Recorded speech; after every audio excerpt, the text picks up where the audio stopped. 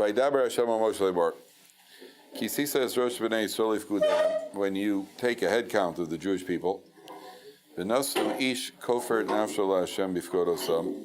Each person will give his, how's he translated? Kofer nafsho, an atonement for his soul. Ooh, sounds kind of, ooh, an atonement for his soul.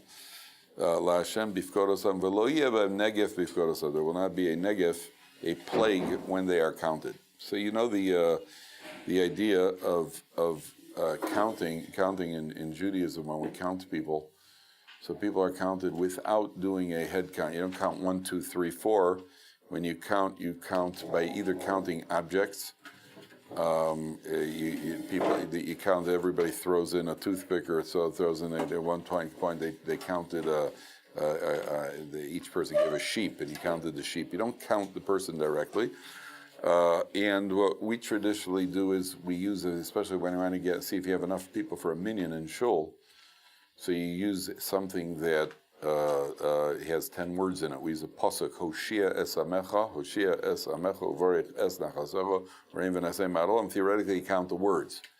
And the reason we use that pasuk has 10 words, but interestingly enough, that pasuk also says, Hoshia es amecha, deliver your people, uvarech es nachasecha, and bless your people. Exactly the opposite of what could happen, the consequences of counting people if you would count them 1, 2, 3, 4. Therefore, not coincidentally, we use a bracha that has 10 words in it, and it says in the bracha, in the pasuk, bless your people, as opposed to, so it should be the opposite of a plague. Some people use the bracha of Hamotzi Lechem Min Haaretz. Baruch atah Hashem Elokeinu melech haolam Hamotzi Lechem Min Haaretz. Just got to make sure not to take a bite out of anybody when you finish the bracha in shul. But we use the 10, and it also could be. I never thought of it till now.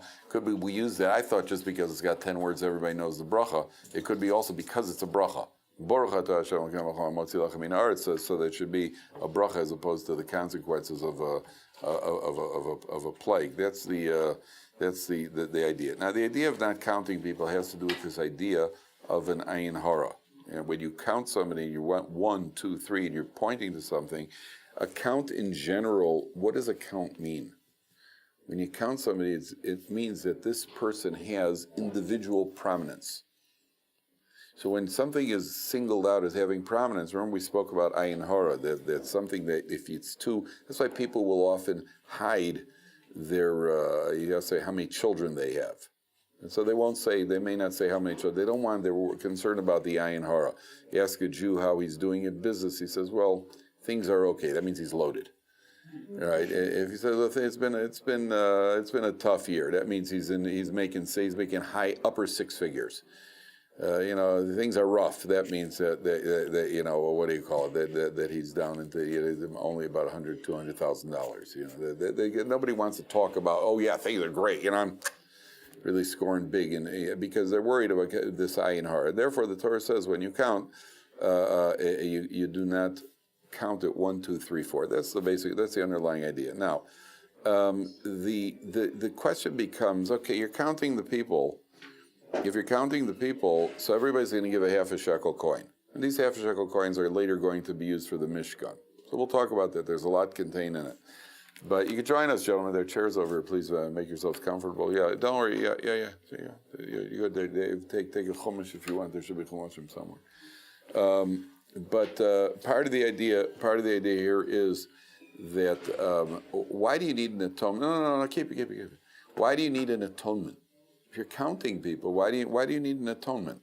It says Tisa says Rosh B'nai Yisrael Yifkudem. When you take a count, so give an atonement. Why do you need an atonement for counting? Well, what's a counting other than getting a kapara, getting an atonement? By the way, there's a halachic question when they take a census. I worked in the United States Census, I think in 1980. I worked in the United States Census. And I just remember you get paid by the piece. You go to various houses and you knock on I remember I knocked on these people's door once. It was like a Korean family. I remember the guy was like wary about letting me into the house. I said, no, I just want to ask you a few questions for the census. So I remember my boss who was on the site. Each person, there's a whole hierarchy. I had a boss that I had to give it to. So I was thinking at the time I was getting $350 an hour or $350 per form. that I would hand in, and this guy was getting $5 a form. And I was, filling out all the things on the form, and he looked at me, and I said, well, I'm not sure what. He said, don't worry, just mark something. And then until I hopped that this guy is in it for the money, he didn't really care for all he cared. I made up the forms by myself and handed them in. I just remember this guy was in it, and they're making a lot of money. It's obviously a government thing, so not too much supervision, and a lot of people are making money on these. They wanted to take a census in Israel, and the poskim said, the Stipler said that it's usher. So I said, you cannot fill out, you cannot participate in a census for this idea that we don't count. And when they asked Rav Elyashiv, so Rav Elyashiv used the Talmudic expression, which we find sometimes in the Gemara. He said, Kfar hora zaken, the elder has already ruled on it. There's an expression in the Gemara where one of the Amoraim is asked a question, and he said, Kfar hora zaken, it's already been ruled on by the elder. But my own personal opinion is immaterial over here because it's already been ruled on by the elder of the generation. And the Stipler came out immediately and said that you're not allowed to get involved with the census.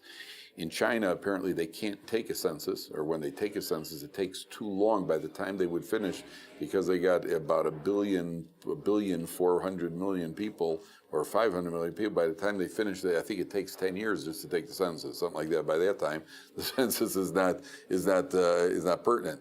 So here the Torah says take a census, but you need a kapara. Why do you need an atonement? Why do you need a census? There are two reasons why you need to count people. There are two reasons why you got to count people. Population changes for two reasons, which is what? People die and people are born. Right. Okay, so people are born is a good thing. People dying is generally, death is considered, as one of the actresses once said, they asked one of the mindless famous actresses, there was some disaster in Indonesia or something, and they said to her, they were interviewing her and said, and what do you say about that tsunami and in the coast, off the coast? And she goes, oh, well, death is really terrible because when you die, like a big part of your life is gone. That was death is definitely something that we try to avoid. We try to avoid death at all costs, and so death is generally regarded as not good. Where did death come from? Death comes from the original sin. So if there's a population, if we need to be taking a population change has to do with death. Death is generally either the original sin or something that you people did. Here, you have a fundamental dispute. Did this count take place? See, at the end of the Parshat, we're going to see about the golden calf. There are opinions that this takes place after the golden calf. Not only this takes place after the calf, there's a fundamental dispute among the commentaries about the Mishkan itself, the tabernacle. Is the Mishkan something that was going to be done anyway? Or is the Mishkan which they build really a response to the sin of the golden calf? Now, there is an opinion that had they not done the sin of the golden calf, they would have never built a Mishkan. What is a Mishkan? What is the Mishkan? The Mishkan is the tabernacle where God's presence is then centralized, or it's intensified and isolated in one place. Had you not done the sin, God's presence would have been all over the place. But as a result of your misdeed, so now I have to take it, I have to condense it and really concentrate it only in one place. That's a response to the misdeed of the golden calf. Well, if you made a misdeed, and now we need to count you because people were dying, so now you need an atonement. And therefore, the kofar, each one has to give a kofar when they count them, that there should be a plague. And therefore, the kapara, the atonement that's needed, is because you've obviously done something that's caused a population change, which is otherwise known as death. Now, there is life. Obviously, people are born, but part of it is also death, and therefore a kapara is needed. Number one. Number two, take a look at the second line where it says, when you count, a very interesting way, Ki says, Rosh B'nei Solif Gudem V'Nosnu. Do you see anything unique about that word V'Nosnu? It's the third word on the line, on the second line. V'Nosnu. Zev, maybe run to the Beis Medrash, or walk fast, and bring chumashim for everybody. Bring a pile of the blue art scroll chumashim. Okay, thank you very much. Anything else? Says V'Nosnu, they should each give. Do you think, take a look at that word V'Nosnu. Do you see anything unique about that word? It's called a palindrome. How's that for intelligence, right? I even wrote it down. I used to think it was a syllogism, but a syllogism is something completely unrelated. I have no idea what it is, but I know that it's not. It's called a palindrome. A palindrome is a word that can be read forward, it can be read backwards. So that when you point to the trup, look at the trup. The trup is also the trup goes with one line going up and a line going down. Also, the trup could go back and forth in either direction. It's very interesting. That's why I never noticed that before. It's very interesting. Why over here is there a palindrome, Vinasanu? Vinasanu could be read in either direction. What do we believe about tzedakah? When you give, when you donate, what happens? It comes back to you, correct. So it's about Vinasanu. You're going to give, but it can come right back to you. That's a hesitation to give away money. Giving away money is the most illogical thing in the world. Why should I give you my money? Go work. Go get a job. Be a capitalist. Worry about yourself. I'll worry about myself. You know what the Pirkei Mishnah in Pirkei Avos says? It says, a person that says, Shali, Shali, what's mine is mine, Shalcha, Shalach, and yours is yours. Somebody says, mine is mine and yours is mine. He's a Rasha. Somebody says, what's mine is yours and what's yours is yours. What's yours is yours. What's Shali, Shalach, Shalach. What's mine is yours. Thank you very much, Seth. What's mine is yours and what's yours is yours. Such a person is a tzaddik. He's a tzaddik. Tzaddik or chassid, I don't remember which one, but he's good. Either way, he's good. Somebody says, mine is mine and yours is yours. What's he called? He goes, it's an average person. And some say, that's midas sdom. You're a sodomite. What was the midas? So what's wrong? I'll work and I'll earn. I'll take care of myself. You take care of yourself. What's the problem? Now the problem is that when I'm busy worried about what's mine is mine, eventually I may get to the point where yours is mine also. It means there's too much focus on myself. There's too much focus on myself. Now here we have a general overriding principle. There's a principle in life. I don't have a clear border or parameters on this. One thing is clear. In life, if you start doing something, it generally, one little step in a certain direction will generally expand and affect your entire personality. The classic example is Rabbi Yisrael Salanter. Rabbi Yisrael Salanter, you've heard of, he was the innovator of the Musar movement. So he was in the city of Memel. Memel, I think it's either in Germany or France. Germany. So Rabbi Yisrael Salanter at a certain point was in Memel, a place called Memel. And I don't know the name of the sports team. That's why I don't know where they are. See, if it be Kansas City, I can tell you where it is. You know, anything with a sports team, even Manchester United. You know, and I know these are important. Memel, I don't know. The Memel Mongooses. I don't know what the name of the sports team is. So I don't know. But Rabbi Yisrael Salanter was in Memel, and in Memel there was a tremendous amount of Shabbos desecration. The dock workers were constantly desecrating Shabbos. So now, what do you do to get people to keep Shabbos? Hey, Shabbos! Go throw a boat at them around the dock. You know, Shabbos. Yeah, it's not going to work. Nobody's going to keep. So what did Rabbi Yisrael Salanter do? He said, "Listen, you're going to work on Shabbos. You're working on Shabbos. Do me a favor. When they unload the ships on Shabbos, do me one favor. Just don't write down the inventory until after Shabbos. That you could do. Yeah, I can't tell you to stop. You're not going to keep Shabbos, but to not write down the inventory, that you can handle. Yeah, that can handle." Eventually, everybody on the dock of Memel became Shomer Shabbos. Because once you start writing down the inventory, you say, hey, this is doable. And you start with one little step, then you go on to the next, say, well, if I don't have to do that, maybe we don't have to, and one thing leads to another, and eventually it permeates your entire approach, and therefore you eventually become Shomer Shabbos.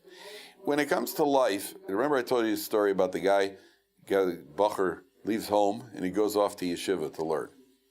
And his father, he's living in New York, and the father comes to visit him out of town when he goes to the yeshiva to see how his son is doing in yeshiva, how his son's learning. So his father goes to the yeshiva. I heard this story years ago when I was in day school. I heard this story. His father comes to the yeshiva, and instead of going to the Beis Medrash and seeing if his son is learning with his chavrusa, instead of talking to the Rebbeim or the Rosh Yeshiva, his father goes up to the dorm room. He walks into the dorm room. He sees his bed is neatly made, his clothing is folding, his shoes are right by the bed.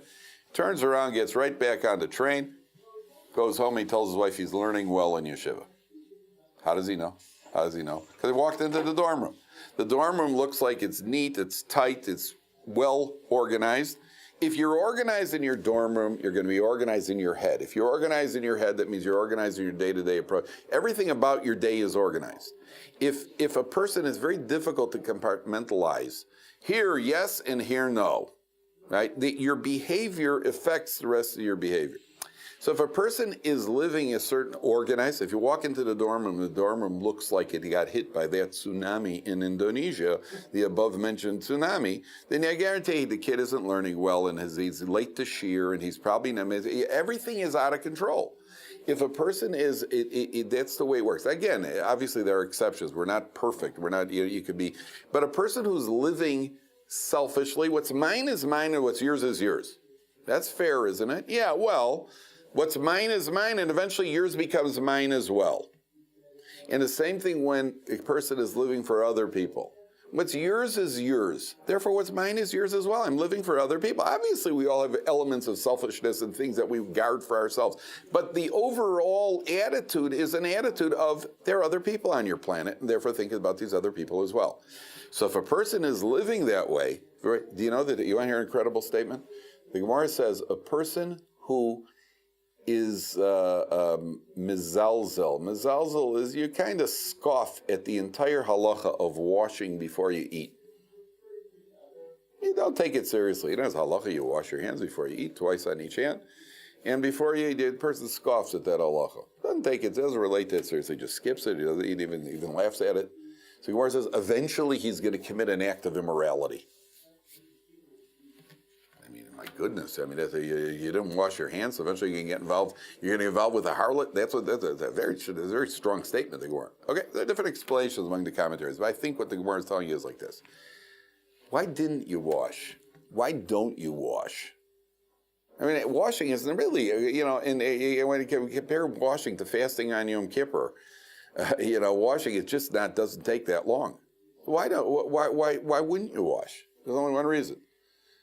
You want to eat, you're so out of control, so you skip washing. You don't, the 30 seconds that it takes to wash and make a bracha that you're not willing to do. You just forget about the washing, I'm going to go, that means you're out of control. That means you're basically out of control. I'll get you 1 second. That means you're out of control.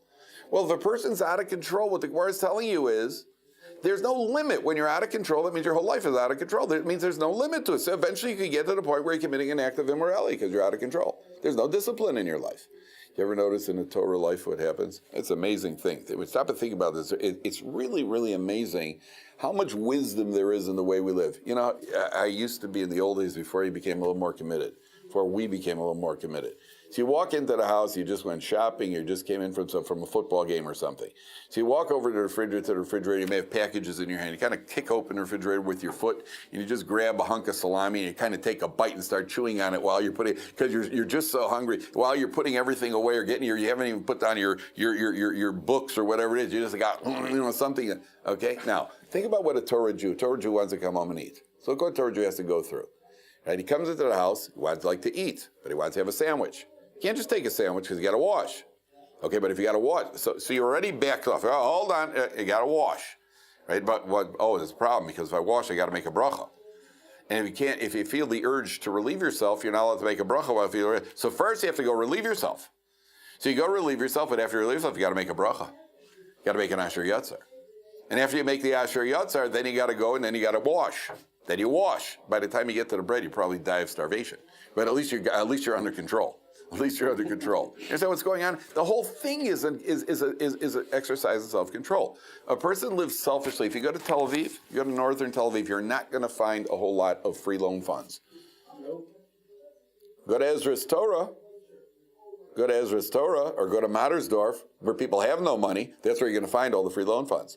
And you're going to find free this fund and that fund and loan. Take a look, if you want to see something fascinating, take a look at any phone directory of a religious neighborhood in Yerushalayim. Har Nof, Neve Yaakov, Ezra's Torah, Mattersdorf. Take a look at their phone directory. In the back of the phone directory, there's a list of the gemachs, things to borrow. Yeah. Right? There's cribs that you could borrow when you have a new baby. I saw in one about there's money gemachs, there's medicine gemachs. If you need medicine at night, nobody's there. There's a family that keeps medications. There are utensils for drills, that sort of thing to borrow. There are plates if you want to make a simcha. They have lists there about in our neighborhood alone. In our neighborhood there are I think about 12 pages listed with the various gemachs you could get. There's chickpeas in case your wife gave birth on a Friday and you didn't have time. You got to make a shalom zachar, right? So you got to have chickpeas at the shalom zachar. You can borrow chickpeas. There's even electric toenail clippers, gemach. Seriously, I'm not kidding you. There's an electric toenails gemach. You never know when you're going to need one of those in an emergency, Electric toenails gemach. There are glasses gemach. There's a guy once borrowed from him years ago. He's an optometrist, and he has in his house a bunch of pairs of glasses, 7, 8, 9, 10, whatever the glasses, in case your glasses break until you get replacement glasses. There are people who have gemachs for everything you could think of. There's a gemach. Somebody has a children gemach. If there's a lost child in the neighborhood, somebody finds a lost child, bring it to this house. Right? And then if you're missing your child, so then go over to the house. They say, yeah, I'll take that one over there. I'm not that happy with my kid anyway. I'll take that one over there. As a matter of fact, you want to hear an interesting halachic shayla, somebody who knew that there's this children gemach. This is, as it came, halachic shayla, somebody knew that there's a children gemach, and they wanted to go daven, the mother wanted to go daven on Shabbos in shul. So she walked over to the children's gemach with her 2-year-old, said, I just found this child over here. And deposit the child at the gemach. It's almost like a free babysitting service. And then on the way back from the show, you say, oh, by the way, she's mine. Take her home. So that you're not allowed to do. That you're not allowed to do. You're still simply, it's called Genevas Das, and you're creating it, it's dishonest, and you're taking advantage of it, and so on and so forth. But why is it that people are like that? The answer is because your whole life is like that. If you're focused outwardly, there's going to be that tendency. If you're focused in, and therefore when it comes to tzedakah, it makes no sense.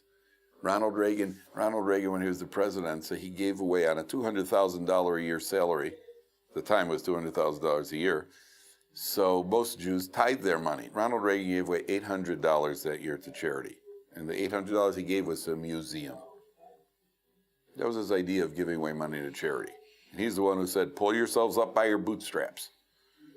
Well, not everybody's got boots to pull up by with straps in them at all. Right? In Torah, we believe you give charity, but it doesn't make sense.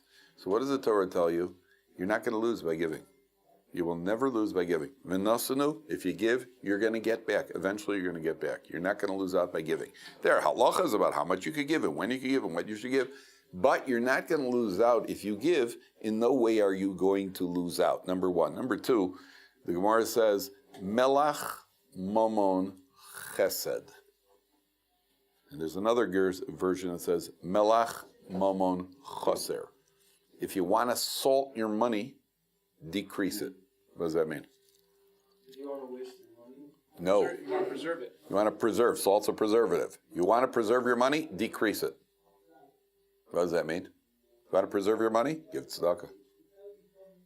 It's completely, for lack of a better word, counterintuitive. Not only counterintuitive, it's totally and utterly illogical. Imagine I say to you, you want to do well on your medical, you want to do well on your medical exams? Study less. Can you imagine such a thing? You want to build up your muscles? Don't work out so much.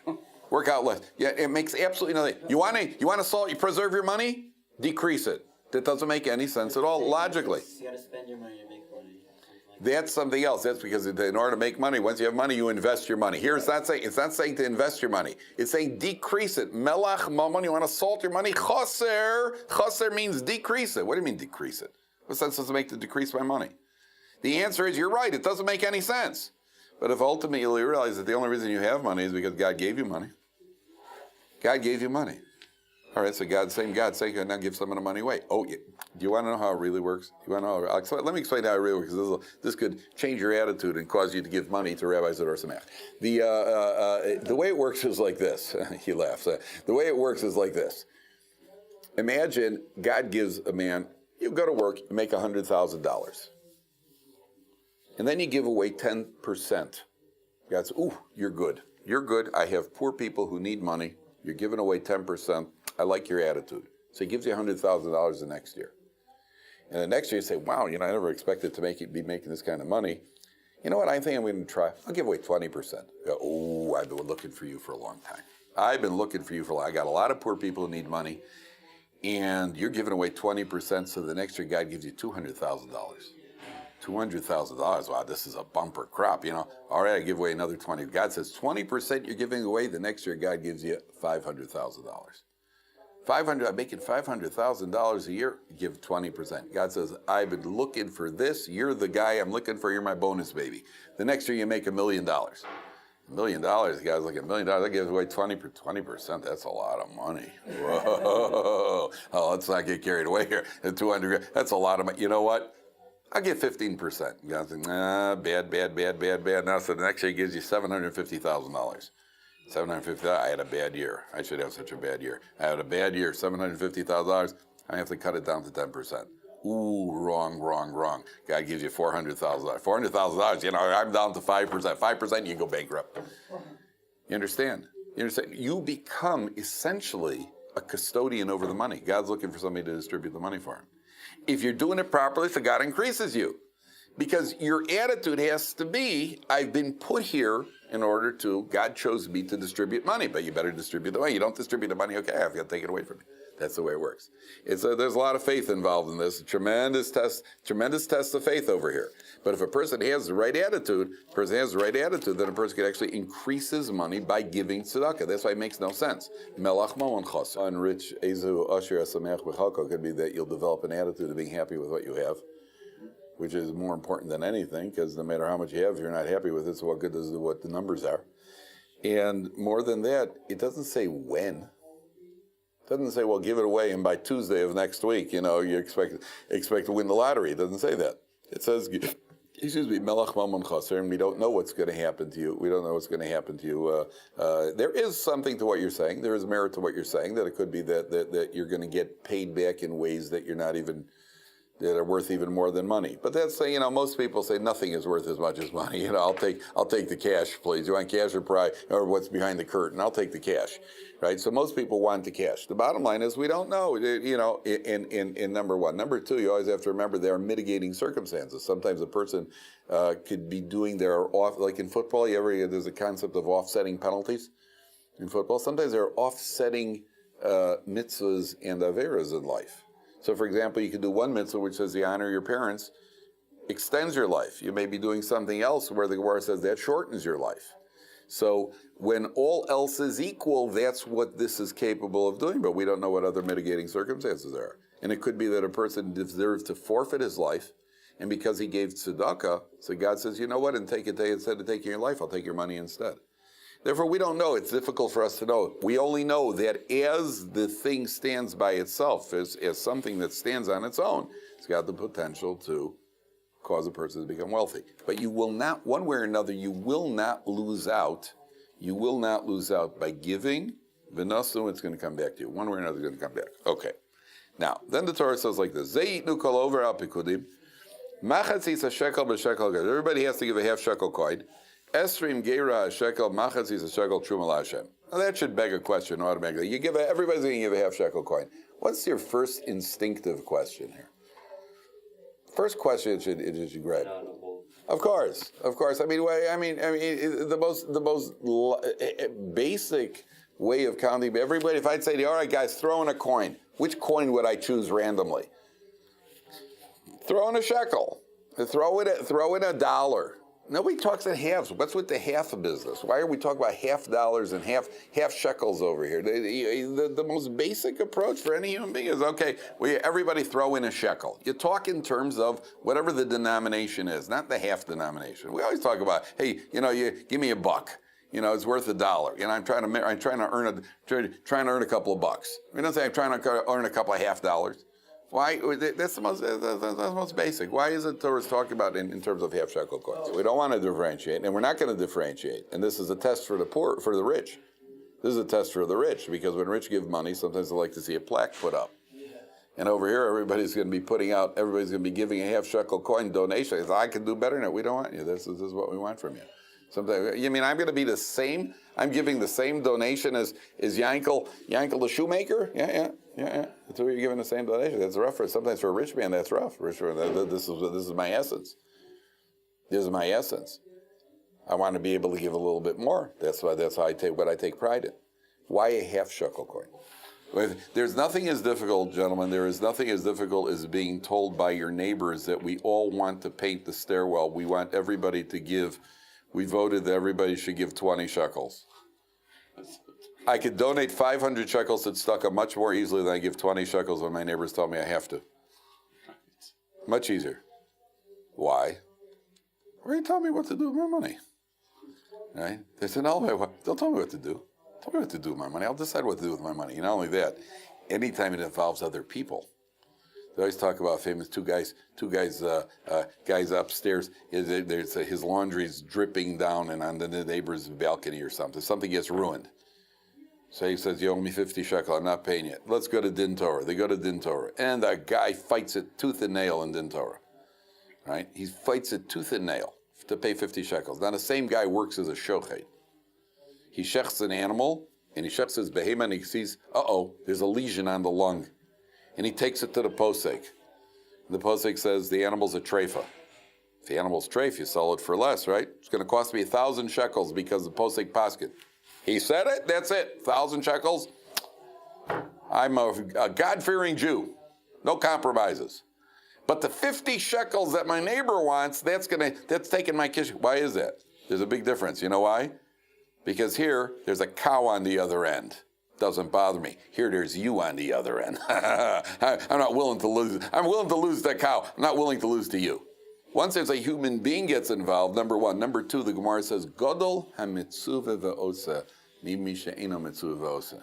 Somebody who is commanded has greater reward than somebody who's not commanded. Did you know that? Do you know that if you do something volunteer versus doing something where you got a command? Let's say a woman learns Torah. Let's say a woman shakes a lulav. Woman allowed to? Absolutely. Does she have to? No. Who gets greater reward for shaking the lulav? A man who has to or a woman who volunteers to do it? No. To the contrary. To the contrary. The man. But that's between man and God, so why should they be intimidated? It's not like another person is telling you. You're right. You know why? So the Gemara says, number one, I'm nervous about if I don't do it. She hasn't got that nervousness. She doesn't do it, she doesn't do it. You wake up in the morning, now you're nervous. Wait, what if I don't do it? And number two, I don't like being told what to do. It's no fun. I'll give you an example. It's going to happen when you get married. Motzei Shabbos, you roll up your sleeves, start approaching the sink, and you're going to do some volunteer work. You're going to wash the dishes, including the crusty chonk pots. Do your wife a favor. She worked hard for Shabbos, and you approach the sink, and you're ready to wash the dishes. And just as you're ready to start, all of a sudden you hear her voice from the other room. Says, can you please do the dishes? You know what happens at that moment? Look at that smile on Binyamin's face. How's that? Do I speak truth, Binyamin, or not? Right? Just let the air out of the balloon. Why? You were going to do it anyway. What happened? Imagine a wife decides for her husband, she's going to surprise her husband. She's going to have a fresh blueberry pie waiting for him when he comes home. For no reason. It's not his birthday, not he didn't forget the anniversary, nothing. Right? A fresh blueberry pie waiting for him when he comes home. Okay. She can't wait. She's all excited. Just as he leaves the house, he says, all right, have a good day. He says, by the way, maybe you can make me a blueberry pie tonight. It's going to be tuna fish for you, buddy. Right? What happened? You were going to do it anyway. At the minute you're asked to do it, it diffuses the excitement. It's much more difficult. So yes, there's a reward even especially when you're told to do it. Especially when you're told to do it. Because you don't have any choice. There's nothing in it for you. You're not doing anything for yourself. Everything else that a person does, person is essentially doing for himself. I'm not doing this for myself. I have no choice. I have to do it. So why a half-shekel coin? Why a half-shekel coin? So the commentaries say like this. Well, is this, let's take the approach that this is an atonement. I want to tell you something, gentlemen. My father, Harini Kaporas Mishkavo, was nifter about 2.5 months ago. I have to say Kaddish. Go to shul to say Kaddish. Do you know that there is a certain pressure in getting to shul now? I've been davening in shul 3 times a day for an awfully long time. I've got a nervousness now. Got to get to Shachrit. I'm going to go anyway. I'm going to go to Mincha anyway. I've been doing this. Because I feel it's something I have to do now. You became a mitzuvah ve'osa. It creates a tension, creates a pressure. Because up until now, it doesn't have that same pressure. So the commentaries say like this.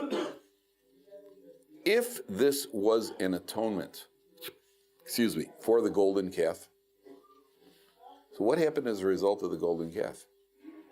What did Moshe Rabbeinu do when he found out that the Jewish people had made the golden calf?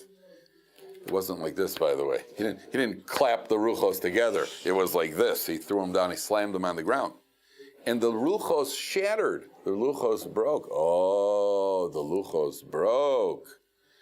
So as an atonement, you bring half a coin, a broken coin. You bring a broken coin because it's an atonement for the luchos. Half a coin, half a shekel, as an atonement for the luchos. Rashi says, and the second pasuk, Zeyitnu over machatzis a shekel. Take a look at Rashi pasuk Yud Gimel, and the right column. Zeyitnu, her alo kimin matbea shel esh. God showed him a coin of fire. Umishkola machatzis a shekel, and it weighed half a shekel. V'amar lo kazeyitnu. This is what kind they should give. You know, do you find this any other time where Moshe Rabbeinu is shown something in a fire, where he needs to be shown something?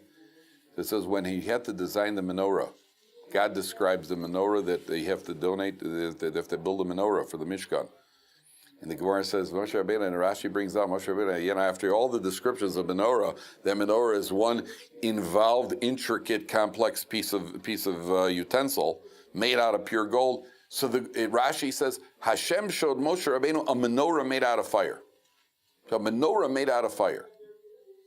Says that's what the menorah looks like. Oh, okay. What does it say over here? Machatzis a shekel. Shows a coin made out of fire. The coin. Gentlemen, what does a nickel look like? Can you picture a nickel? Can you picture a shekel coin? Can you picture a French franc? Can you picture a German Deutschmark? Can you picture most of the coins? Yeah, I don't need. They had money. I don't need a coin of fire. Why does God have to show me? What's so complicated about it? By the menorah, it's complicated. It shows the menorah of fire. Why by the coin they need to show a coin of fire? So there is I saw one of the commentaries says that they hadn't used the machatzis shekel yet, and they have to show them machatzis shekel. Okay, that's a practical answer. That works. But I saw one of the commentaries say, what does a coin of fire mean? Fire means enthusiasm. Make sure the people give it enthusiastically. This is what they should give. Moshe Rabbeinu knows that a machatzis shekel, it should be given with fire. It should be given enthusiastically. All right, we'll continue tomorrow.